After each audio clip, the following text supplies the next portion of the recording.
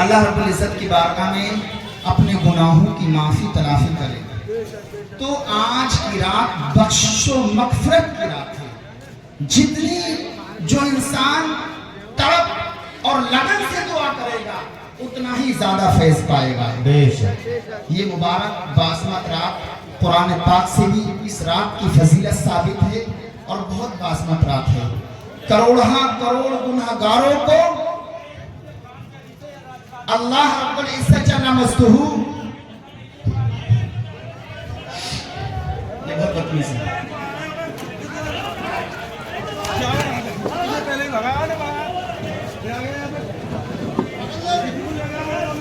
بلبلیں اڑ جائیں گی سونا چمن رہ جائے گا. حضور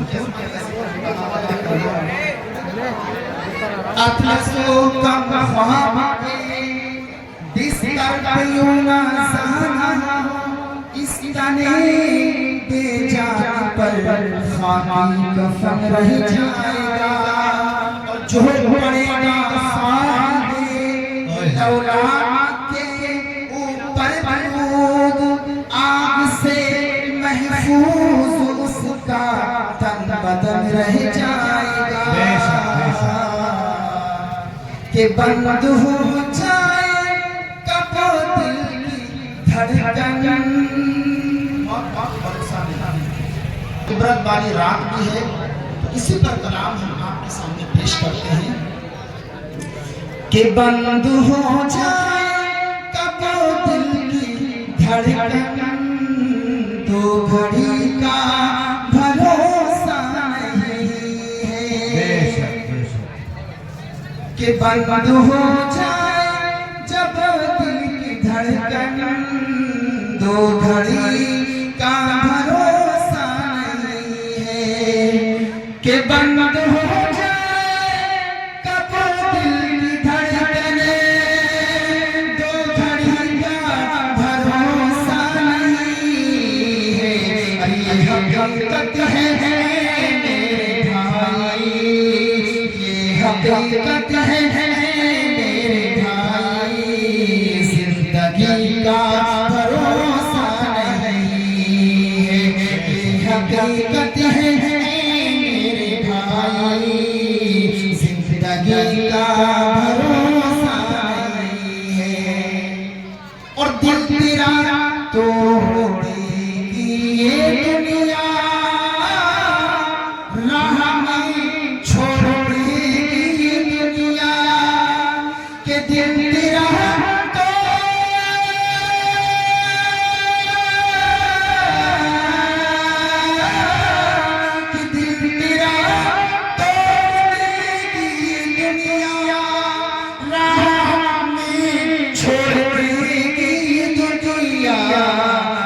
وفائی ہے فطرت میں سکی بے وفائی ہے فطرت میں سکی.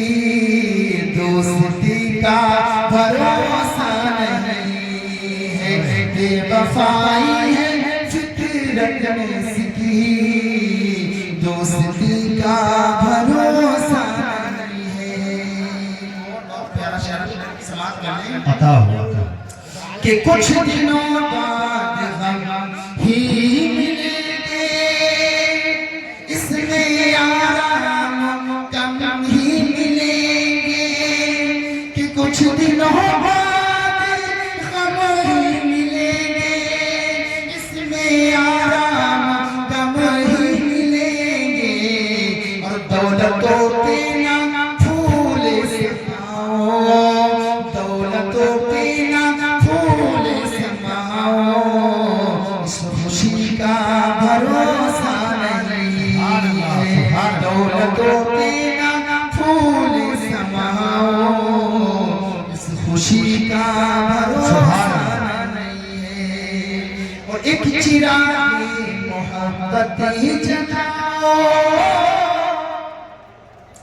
قبر کو اپنی روشن بناؤ. کہ ایک چراغ محبت جلاؤ قبر کو اپنی روشن حشر تک اس میں سونا پڑے گا، حشر تک اس میں سونا پڑے گا، روشنی کا بھروسہ نہیں ہے، حشر تک اس میں سونا پڑے گا، روشنی کا بھروسہ نہیں ہے،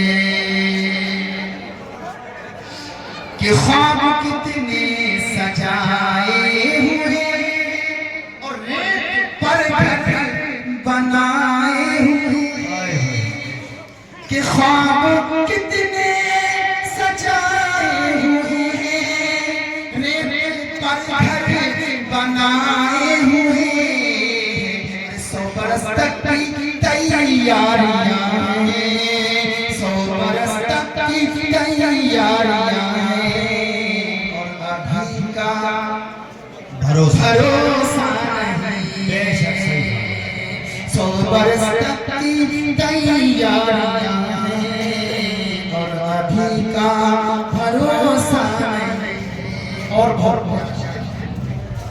کہ موت آئے گی اب واجد جب بھی سونی ہو جائے گی بزم ہستی، کہ موت آئے گی جب اب واجد سونی ہو جائے گی بزم ہستی، ڈوب جاؤ گے تاریکیوں میں، ڈوب جاؤ گے روشنی کا بھروسہ نہیں ہے۔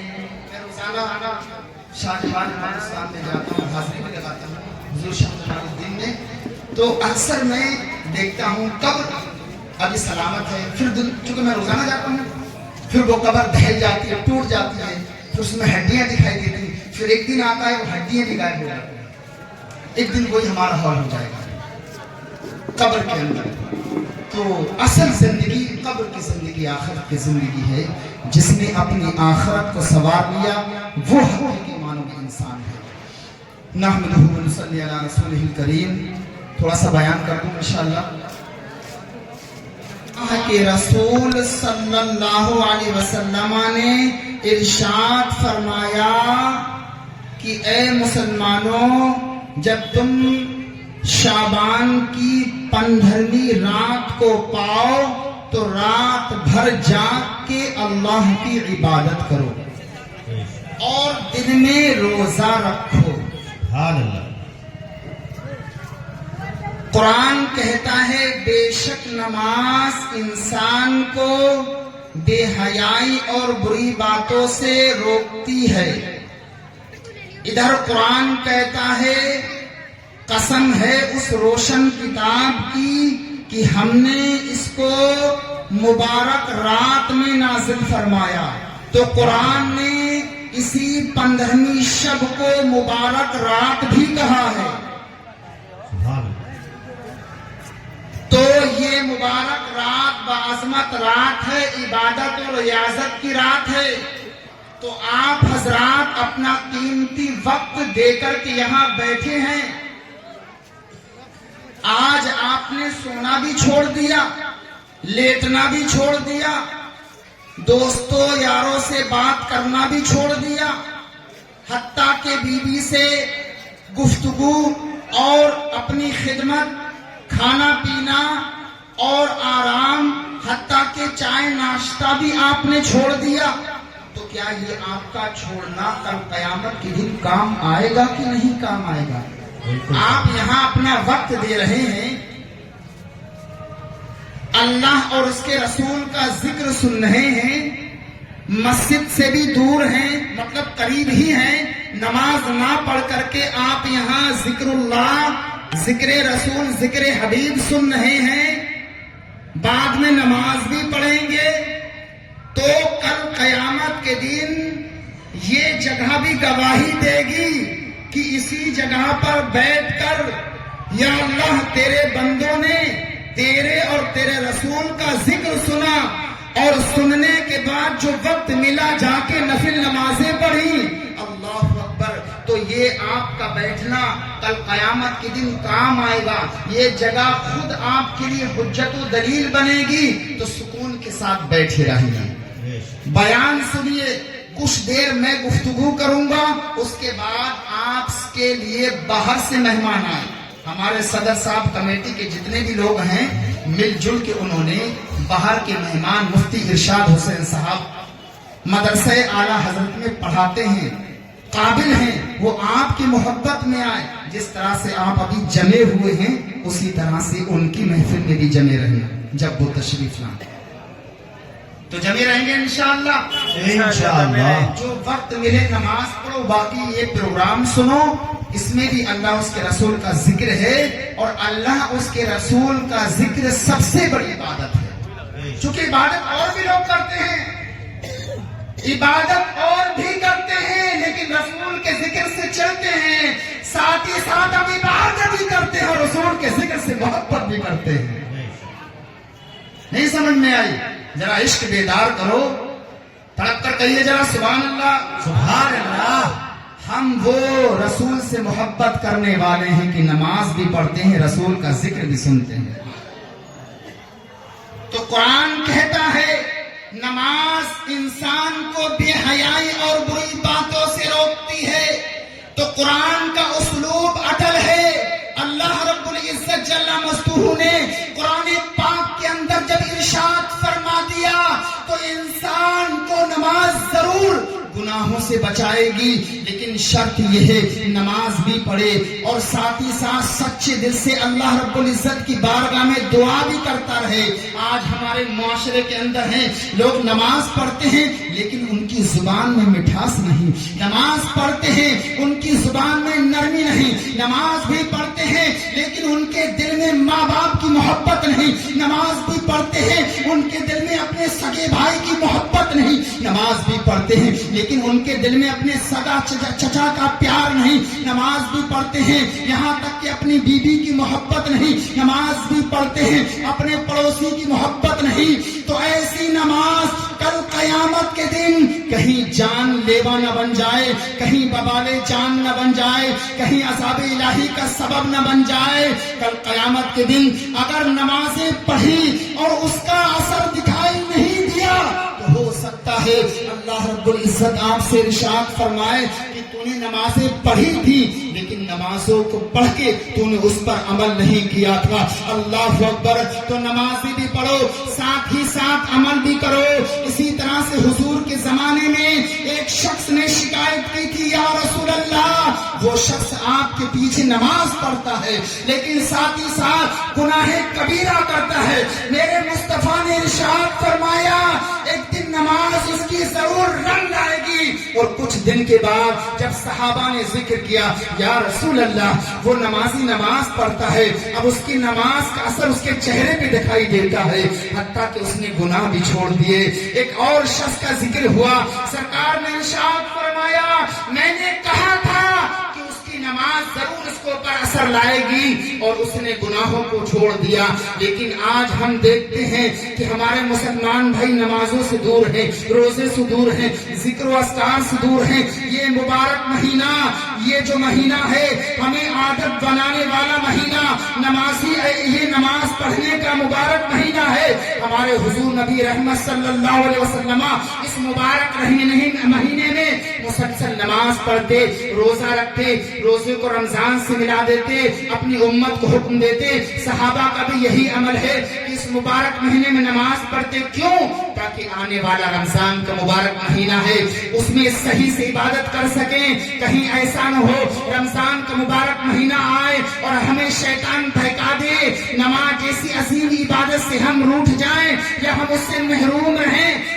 حضور نے ارشاد فرمایا جب شعبان کا مبارک مہینہ آئے تو اس میں نماز کی عادت ڈالو, نماز پڑھنے کے لیے جاؤ, نماز پڑھو, اپنے بچوں کو پڑھاؤ, خود بھی پڑھو. اس لیے کہ نماز جو انسان پڑھتا ہے نماز کی بے شمار برکتیں ہیں. نماز جب پڑھتا ہے اس کے چہرہ نور سے منور ہو جاتا ہے, نماز پڑھتا ہے اس کا قلب صاف ہو جاتا ہے, نماز پڑھتا ہے اس کا ظاہری بدن صاف ہو جاتا ہے, نماز پڑھتا ہے اس کا باطنی بدن صاف ہو جاتا ہے, نماز پڑھتا ہے اس کے دل میں اس کے ماں باپ کی محبت محبت پیدا ہو جاتی ہے. نماز پڑھتا ہے اس کے دل میں ہمدردی پیدا ہو جاتی ہے. نماز پڑھتا ہے اس کے دل میں اللہ کا خوف پیدا ہو جاتا ہے. نماز پڑھتا ہے اس کے دل میں رسول اللہ کی محبت پیدا ہو جاتی ہے. نماز پڑھتا ہے وہ لوگوں کے حقوق پہچاننا شروع کر دیتا ہے.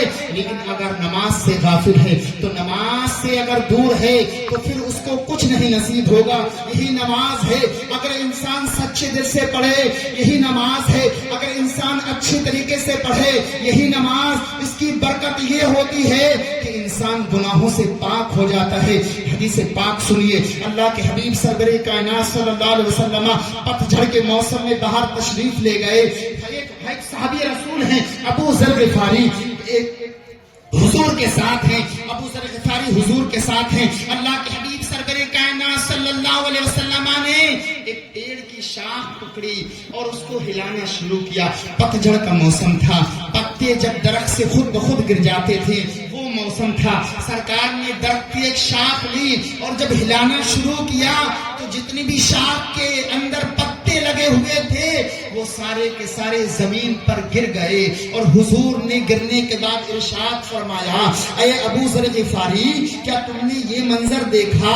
کہا ہاں یا رسول اللہ, میں نے دیکھا. جب آپ نے درخت کی شاخ کو ہلایا تو اس میں جتنے بھی پتے تھے وہ سارے کے سارے زمین پر آ گئے.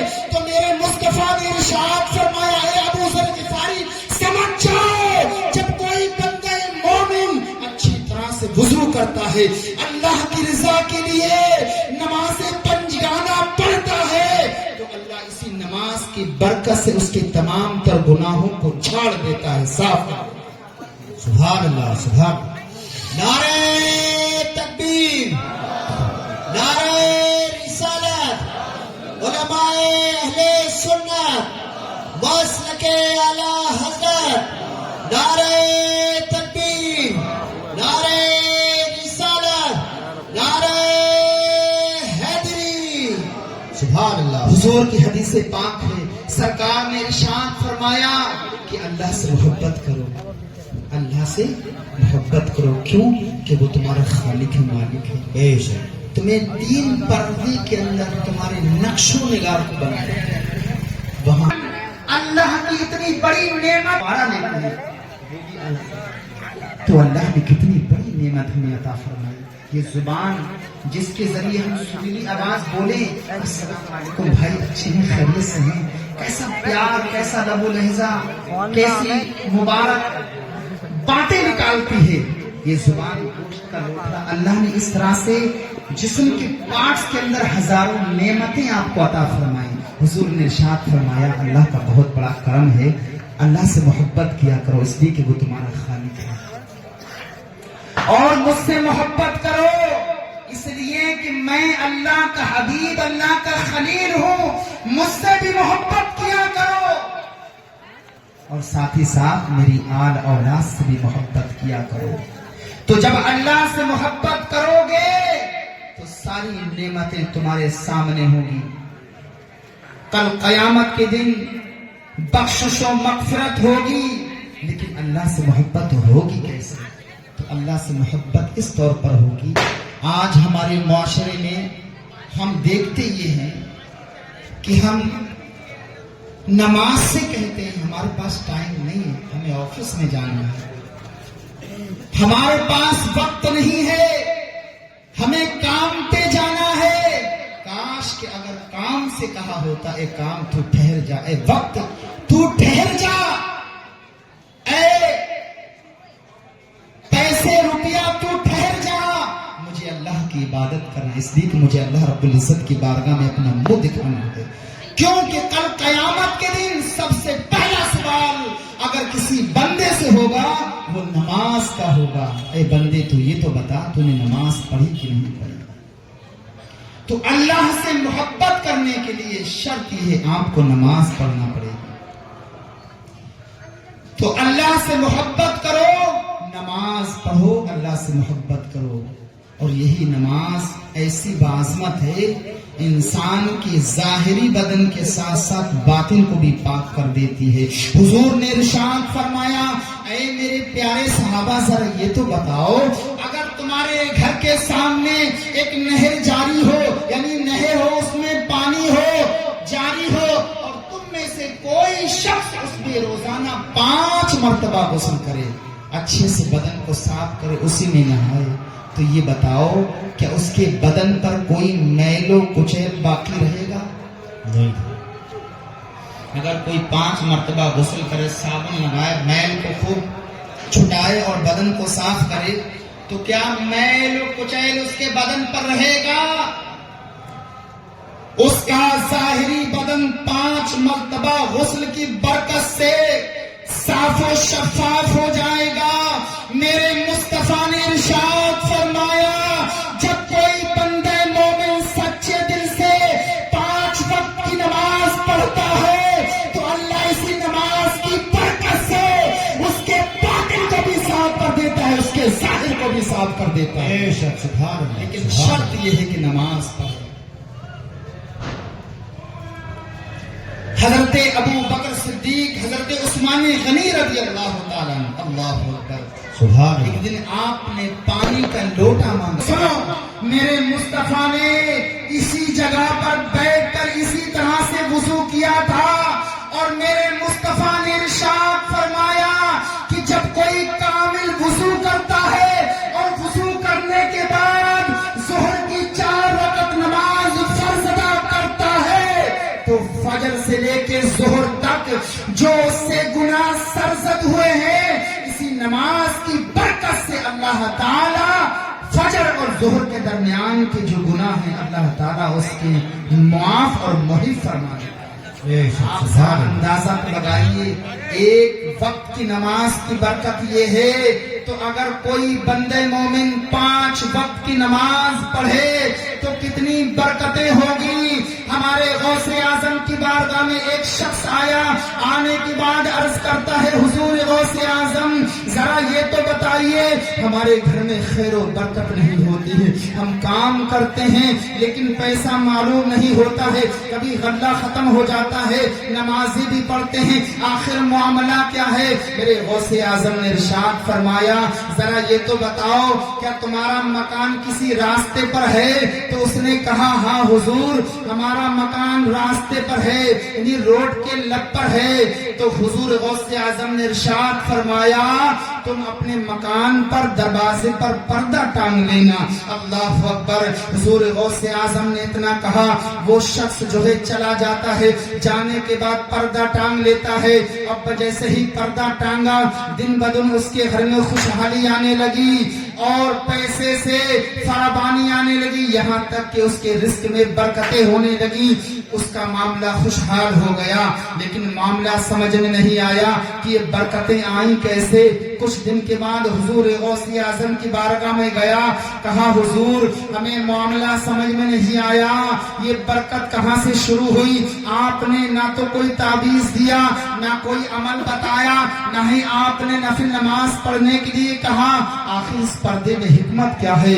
تو اللہ اکبر، ہمارے غوث اعظم نے ارشاد فرمایا کہ تیرا گھر راستے میں ہے، تیرے گھر کے سامنے سے کچھ بے نمازی گزرتے ہیں، جب ان کی نگاہیں تیرے مکان پر پڑتی ہیں، تیرے دروازے پر پڑتی ہیں، تو اسی کی نحوست کی وجہ سے تیرے مکان سے برکت کو اٹھا لیا جاتا ہے۔ اور حدیث پاک کے اندر ہے، جس جگہ بے نمازی کی نگاہیں پڑ جاتی ہیں، اللہ تعالیٰ اس جگہ سے برکت کو اٹھا لیتا ہے۔ کہ مسلمانوں، برکت کہاں سے آئے گی؟ آپ برکت تلاش کرتے ہو، آپ پیسہ تلاش کرتے ہو، آپ کہتے ہو کہ میرے مکان میں برکت نہیں ہوتی، تو مسلمانوں یاد رکھو، اگر آپ نے اللہ کے فرمان کو فراموش کیا، نماز جیسی عظیم عبادت کو ٹھکرا دیا، تو پھر اللہ رب العزت کو تمہاری کوئی پرواہ نہیں۔ جب تم اللہ رب العزت کے فرمان کو فراموش کر دو گے تو اللہ بھی تمہاری پرواہ نہیں کرے گا، تمہاری رزق سے برکتیں اٹھا لے گا، تمہارے مال سے برکتیں اٹھا لے گا۔ اگر برکت چاہتے ہو تو آج ہی سے سچے دل سے توبہ کر لو. اور یہ شعبان کا مبارک باعظمت مہینہ ہے, آنے والا مہینہ اس سے بھی افضل ہے. آج سے ہی عادت بنا لو کہ انشاءاللہ آج ہی سے ہم فجر کی نماز پڑھیں گے اور رمضان تک پڑھیں گے, رمضان کے بعد بھی پڑھیں گے انشاءاللہ. پھر دیکھنا کیسی برکتیں نازل ہوتی ہیں, کیسی رحمتیں نازل ہوتی ہیں. تو انشاءاللہ تعالی ہم یہ عہد کرتے ہیں کہ آج سے پنجگانہ نماز با جماعت پڑھیں گے انشاءاللہ. پڑھیں گے انشاءاللہ تعالی, ضرور پڑھیں گے تو انشاءاللہ تعالی ہم پڑھیں گے. اور ساتھ ہی ساتھ اپنے دوستوں ساتھیوں کو نماز کے لیے کہیں گے کہ بھائی آپ بھی نماز پڑھا کرو, اس لیے کہ نماز بہت بڑی عبادت ہے, اللہ رب العزت کی پسندیدہ عبادت ہے. اللہ اکبر. حضور نے ارشاد فرمایا, ایک دن کسی نے پوچھا یا رسول اللہ کے نزدیک سب سے محبوب عمل کون سا ہے, تو بتا. حضور نے کیا ارشاد فرمایا؟ سرکار نے کہا سب سے محبوب عمل اللہ کے نزدیک ہے وقت پر نماز پڑھ لینا. سب سے محبوب عمل. آج ہم نماز سے کہتے ہیں ہمارے پاس وقت نہیں, حتیٰ کہ سورج غروب ہو جاتا ہے. اور بڑی افسوس کی بات کہ ہم نماز کے لیے جو سب سے گھٹیا کپڑا ہوتا ہے اس کو استعمال کرتے ہیں, اور فنکشنوں کے لیے جو سب سے عمدہ کپڑا ہوتا ہے اس کو استعمال کرتے ہیں.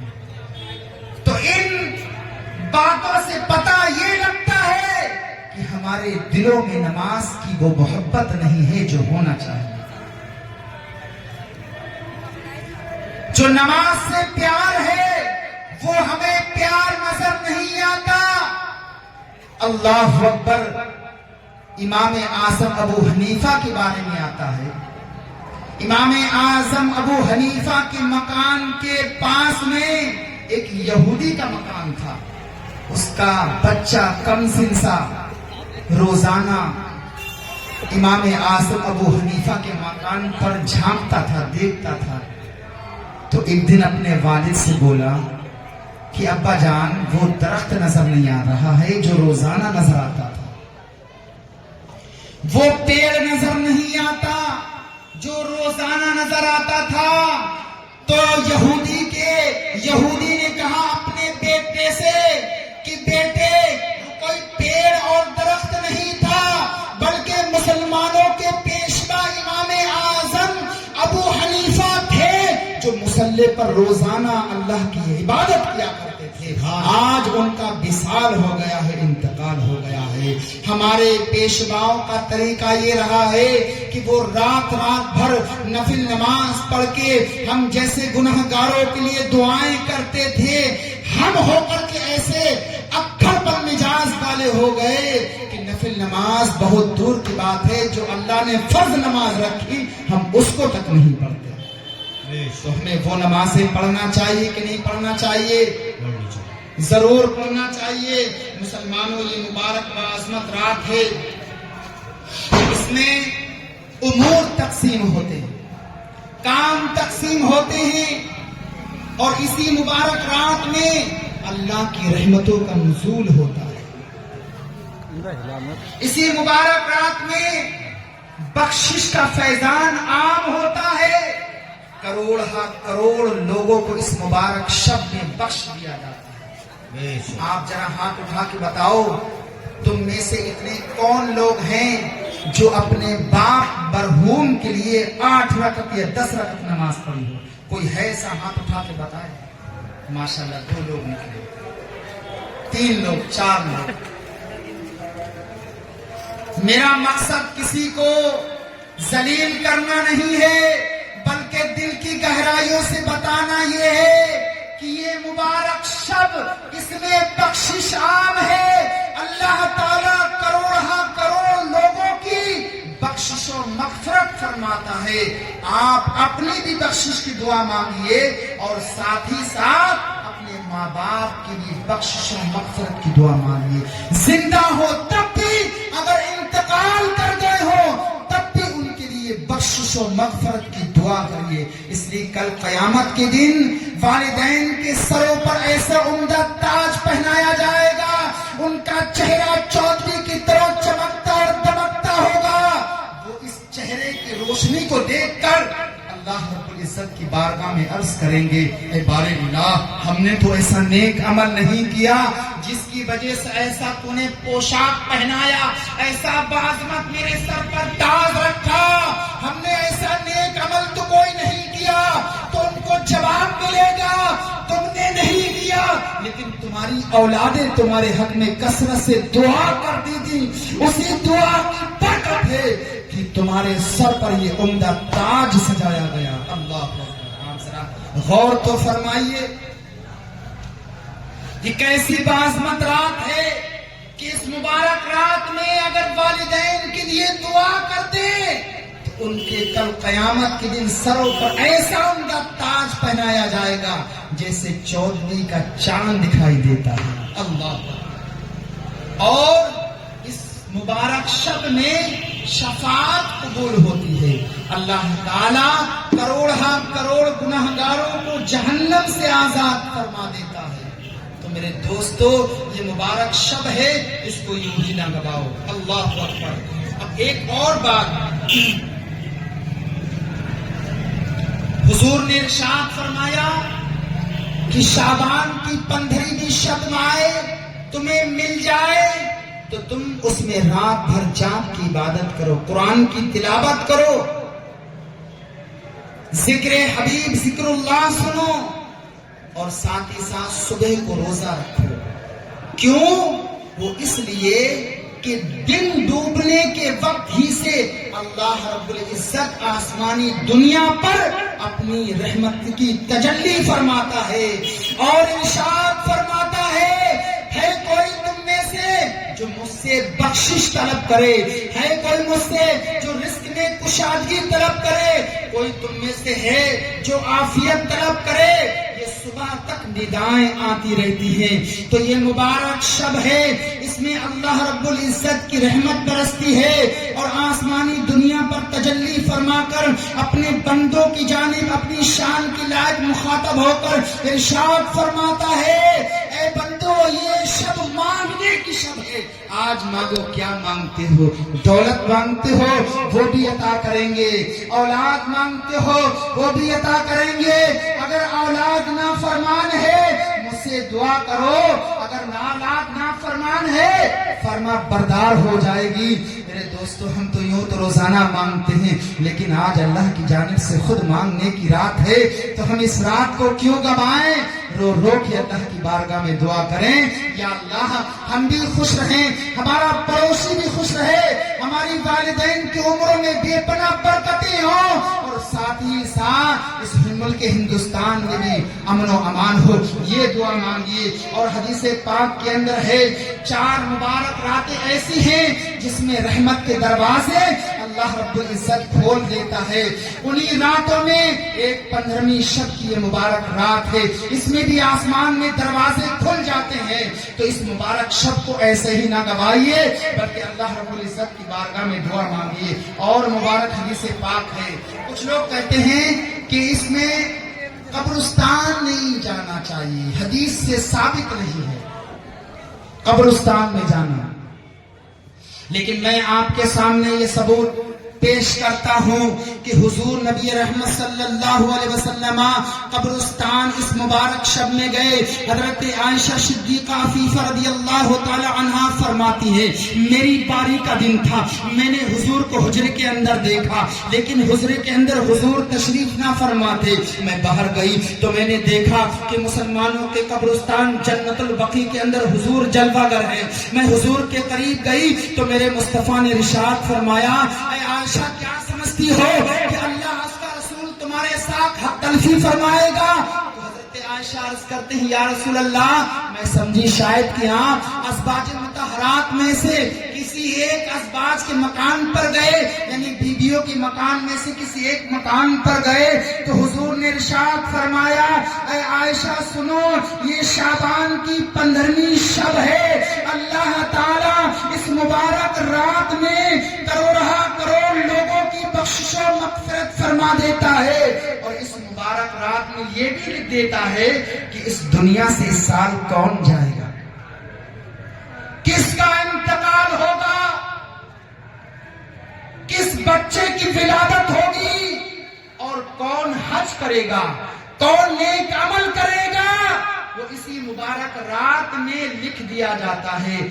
حضرت عائشہ نے کہا یا رسول اللہ، آپ شعبان کے مبارک مہینے کو بڑا پسند کرتے ہیں اور اسی مبارک مہینے میں آپ روزہ بھی رکھتے ہیں یا رسول اللہ۔ تو حضرت عائشہ نے جب یہ سوال کیا تو میرے مصطفیٰ نے ارشاد فرمایا، اس مبارک شب میں اللہ کی جانب اعمال پیش ہوتے ہیں، بندوں کے عمل پیش ہوتے ہیں کہ پوری سال اس نے اپنے وقت کو کہاں گزارا، نمازیں پڑھی کہ نہیں پڑھی، اس نے اپنے پڑوسی کے کہیں حقوق تو نہیں چھینے، کہیں بیوی کے حق تو نہیں چھینے، کہیں اپنے ماں باپ کے حق تو نہیں چھینے، کہیں ان کی نافرمانی تو نہیں کی، اور اگر نافرمانی کی بھی ہے اور اس مبارک شب میں بھی وہ عبادت سے محروم ہے، پھر ایسے بندے کو اللہ کو کوئی پرواہ نہیں ہے۔ تو میرے مصطفیٰ ارشاد فرماتے ہیں، اس مبارک شب میں بندوں کے عمل پیش ہوتے ہیں، جب میرے عمل رب العالمین کی بارگاہ میں پیش ہو، یا اللہ میرے عمل کو دیکھے تو میں نفل نماز بھی پڑھتا ہوں اور روزے کی حالت سے بھی ہوں، اور میں یہ چاہتا ہوں، مجھے یہ پسند ہے۔ تو پتہ یہ چلا حضور اس چیز کو پسند کرتے ہیں کہ امت کا اس میں فائدہ ہو۔ تو ہم یہ کہنا چاہتے ہیں، ہماری ساری زندگی تو گناہوں میں گزری، ساری زندگی ماں باپ کو دکھ دیتے ہوئے صورت یہ اپناؤ کہ ساری زندگی یا پورے سال میں نے نافرمانی کی، لیکن اس مبارک شب میں اللہ کی بارگاہ میں رو رو کے گناہوں کی بخشش مانگ کے اور سچے دل سے توبہ کر کے یہ عہد کریں گے کہ نماز پنجگانہ بھی پڑھیں گے اور ساتھ ہی ساتھ والدین کی فرما برداری بھی کریں گے۔ سبحان اللہ، بے شک۔ تو یہ مبارک شب، باعظمہ شب، ہمیں اس بات کی طرف، اور یہ مبارک شب کیسے نہ ہو، حضرت عیسیٰ علیہ نبی علیہ السلام آپ کا گزر پہاڑ کی، اس سے بھی تعجب کی بات تو اس پتھر کے اندر میں نے رکھی ہے۔ تو پھر اللہ رب العزت کی بارگاہ میں التجائیں کی، مولا اس پتھر کے اندر جو اس سے بھی تعجب کی بات ہے مجھے دکھا دے۔ تو کیا ہوتا ہے، اچانک پتھر پھٹ جاتا ہے، ایک انگور کا پیڑ پھل لگے ہوئے ہیں، بائی جانب ایک چشمہ بہ رہا ہے، نہر بہ رہی ہے، میٹھا صاف و شفاف پانی ہے اور عبادت کر رہا ہے۔ تو عیسیٰ علیہ نبی علیہ السلام نے جب یہ دیکھا تو آپ تعجب میں پڑ گئے اور اس سے پوچھا، تم کون ہو اور تم کب سے یہاں عبادت کر رہے ہو؟ تو اس نے کہا، میں موسیٰ علیہ السلام کی امتی ہوں، میں موسیٰ علیہ السلام کا امتی ہوں، اور 400 سالیں مجھے ہو گئی اس میں عبادت کرتے ہوئے۔ سبحان اللہ، سبحان اللہ۔ 400 سالیں عبادت کرتے ہوئے ہو گئی۔ تو حضرت عیسیٰ علیہ السلام کہنے لگے، اس سے بڑا نیکوکار کون ہو سکتا ہے؟ نہ ریاکاری ہے، نہ دکھاوا ہے، نہ اپنی عبادت کسی کو ظاہر کرتا ہے، صرف اس کے ذہن میں اللہ اس کے رسول کا تصور رہتا ہے اور نمازیں ادا کرتا ہے۔ تو آپ نے کہا، اس سے بڑا عبادت گزار نمازی پرہیزگار کون ہو سکتا ہے؟ تو فوراً اللہ رب العزت نے ارشاد فرمایا، ندا دی کہ اے عیسیٰ سنو، اے عیسیٰ علیہ نبی علیہ السلام سنو، تمہارے بعد میرا حبیب پیدا ہوگا اور اس حبیب کی امت کو شعبان کی 15ویں شب دوں گا، جو اس مبارک رات میں صرف 2 رکعت نفل نماز پڑھے گا، سچے دل سے پڑھے گا، خشوع اور خضوع کے ساتھ پڑھے گا، تو میں اس کو اس کی 400 سال کی عبادت سے بڑھ کر اجر و ثواب عطا فرماؤں۔ سبحان اللہ، سبحان اللہ۔ تو آپ ذرا غور تو کرو، یہ مبارک بازمت کیسی مبارک شب ہے کہ 400 سال کی عبادت اس مبارک شب میں صرف 2 رکعت نفل نماز کی برکت سے وہ 400 سال کی عبادت پھیکی پڑ گئی، کم پڑ گئی۔ تو یہ اللہ کا کتنا کروڑ احسان ہے، کرم ہے کہ ہم گناہگاروں کو اللہ نے ایسی مبارک شب عطا فرمائی ہے کہ ہم اس مبارک شب میں عبادت کر کے اپنے گناہوں کی بخشش بھی چاہ سکتے ہیں اور ساتھ ہی ساتھ اللہ کو راضی بھی کر سکتے ہیں۔ حضرات محترم، اور اس مبارک شب میں حضور نبی رحمت صلی اللہ علیہ وسلم نہیں پاک سے ثابت ہے، اور قبرستانوں میں جانا ہمارے حضور کا عمل ہے۔ تو جو لوگ آج قبرستان میں جائیں گے والدین کے لیے فاتحہ پڑھیں گے تو والدین بھی خوش ہوں گے۔ مبارک راتوں میں آتا ہے کہ چند مبارک راتیں ہیں، ان مبارک راتوں میں ایک شب برات ہے۔ آج کی مبارک شب میں مرحومین مرحومات آتے ہیں، یعنی ان کی روحیں آتی ہیں، ماں باپ جو انتقال کر چکے وہ آتے ہیں اور طلب کرتے ہیں، ہے کوئی میرے ساتھ بھلائی کرنے والا، ہے کوئی میرے ساتھ نیکی کرنے والا۔ اگر ان کی اولاد ان کے حق میں دعائیں خیر کرتی ہیں، فاتحہ دلاتی ہیں، قرآن پاک پڑھ کر ان کے لیے سلسلہ کرتی ہیں، تو وہ روحیں پلٹ کر خوش ہو کر کے جاتی ہیں، دعائیں کرتی ہیں۔ تو پتہ یہ چلا یہ مبارک عمل بزرگوں سے چلا آ رہا ہے، اور اس مبارک عمل کی برکت سے جو ہمارے مرحومین مرحومات انتقال کر چکے ان کو بھی ایصال ثواب پہنچ جاتا ہے۔ اور اس مبارک مہینے میں اسی مبارک شب میں حلوہ بناتے ہیں لوگ۔ حلوے کا ثبوت کہاں سے ہے؟ حدیث پاک کے اندر ہے، حضور کو حلوہ پسند تھا، حضور کو شہد پسند تھا، اسی نسبت سے ہم حلوے پر فاتحہ دلاتے ہیں، شربت پر فاتحہ دلاتے ہیں، اور وہ میٹھی چیز جو حضور کو پسند ہے۔ اب ہمارے سمجھ میں یہ نہیں آتا، کچھ لوگ کہتے ہیں حلوہ ناجائز حرام ہے، بدعت ہے۔ ہم پوری ٹھنڈی بھر مارکیٹ میں حلوہ بکتے ہوئے دیکھیں، یار اسی مبارک رات میں حلوہ کیسے حرام ہو گیا؟ وہ پورے دن پورے ٹھنڈی بھر حلوہ بکتا رہا۔ دودھ میں پتی لگا کر، دودھ میں شکر ڈال کے، چینی جائز حلال ہے نہیں ہے، پتی حلال ہے نہیں ہے، اور اس کے اندر سونف پڑتی ہے، اس کے اندر الائچی پڑتی ہے۔ ہم الائچی پان میں کھاتے، کھانوں میں کھاتے کہ نہیں کھاتے ہیں؟ سوجی عام طور پر حلوہ کھاتے نہیں کھاتے؟ جب یہ الگ الگ حلال ہے تو مجموعہ کہہ کے حرام کیسے ہو جائے گی؟ جب ایک جگہ اس کو اکٹھا کر دیا تو یہ حرام کیسے ہو جائے گی؟ اور اگر قرآن پاک کی چند آیتیں اس میں پڑھ دی، قرآن پاک اللہ کا مقدس محبوب کلام ہے، اس کو جہاں پڑھو رحمت برکت نازل ہوگی۔ اگر بسم اللہ پڑھ لو، اللہ اکبر، اس کی بسم اللہ میں اتنی برکت ہے تو پورے قرآن میں کتنی برکت ہوگی۔ عیسیٰ علیہ السلام کے زمانے میں عیسیٰ علیہ السلام ایک مرتبہ قبرستان سے گزرے تھے تو دیکھا ایک مردہ عذاب قبر میں مبتلا ہے، ایک مردہ عذاب قبر میں مبتلا ہے۔ جب آپ پلٹ کے آئے تو اس میں نور ہی نور کی بارشیں ہو رہی ہیں۔ آپ تعجب میں پڑ گئے، اللہ رب العزت کی بارگاہ میں التجائیں کہ مولا معاملہ کیا ہے؟ تو بتایا گیا کہ یہ جو صاحب قبر ہے یہ مرا تھا تو اپنی بیوی کے پیٹ میں بچہ، اس کی بیوی کے پیٹ میں بچہ تھا، وہ پیدا ہوا، پیدا ہونے کے بعد چلنے کے لائق ہوا۔ جب اس کی ماں نے مدرسے میں داخلہ کروایا اور اس بچے نے بسم اللہ الرحمن الرحیم پڑھا، اس بسم اللہ کی برکت ایسی ہوئی کہ اس کے باپ کی قبر سے جو عذاب ہو رہا تھا وہ اٹھا لیا۔ اللہ رب العزت نے ارشاد فرمایا، جس کا بیٹا مجھے رحمت کے ناموں سے پکارے زمین کے اوپر، میں اس کے باپ کو زمین کے نیچے کیسے عذاب دوں؟ مجھے حیا آئی، میں نے اس کے بچے کی بسم اللہ پڑھنے کی برکت کی بنا پر میں نے اس کو عذاب سے اٹھا دیا۔ تو قرآن ایسا بازمت ہے کہ جس جگہ پڑھا جائے وہ وہاں برکتیں